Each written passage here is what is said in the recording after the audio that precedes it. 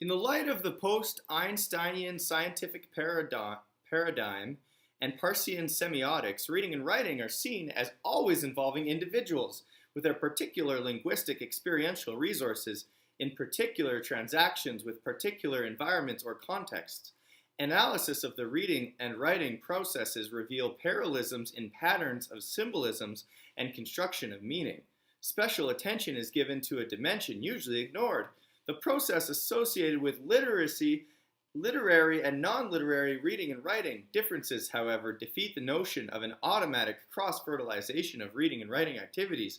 Conditions are set forth for creating a teaching environment favorable to cross-fertilization. All right, this is me explaining the transactional theory of reading to my grade 6 class. Why do you read? Well, there's many answers to that question. Sometimes we read because it's Halloween and we want to have a scary story. Sometimes we read because we love Dr. Seuss's rhymes and we think that this story is really entertaining. Sometimes we read because we want to understand math in a more fun way. Sometimes we read because we love basketball and we want to check out some stats on some of the best players.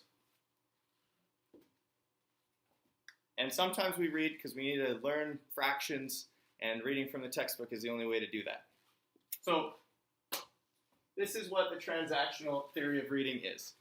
It's pretty much just an acknowledgement that sometimes we read for information and sometimes we read for fun. So that's what the x-axis here is. The further left you go, the more for information you're reading. The further right you go, the more for enjoyment you're reading.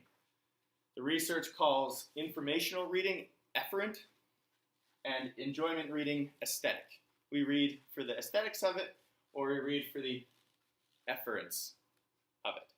But that's not the only thing that matters when we're reading.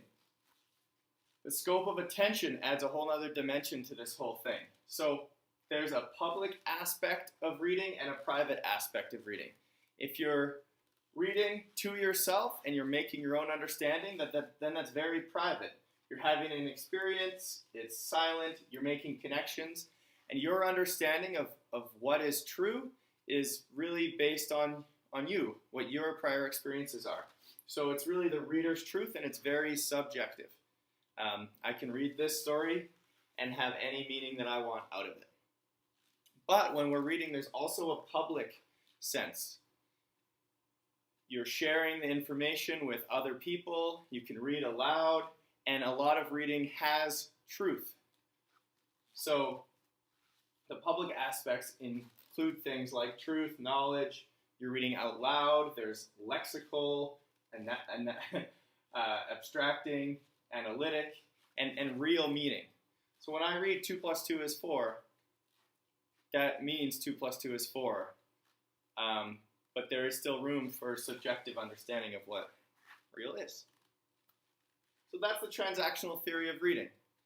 It's not that the author writes something down and then that is passed on to me, and it's not that my experience is the only thing that matters when I'm reading.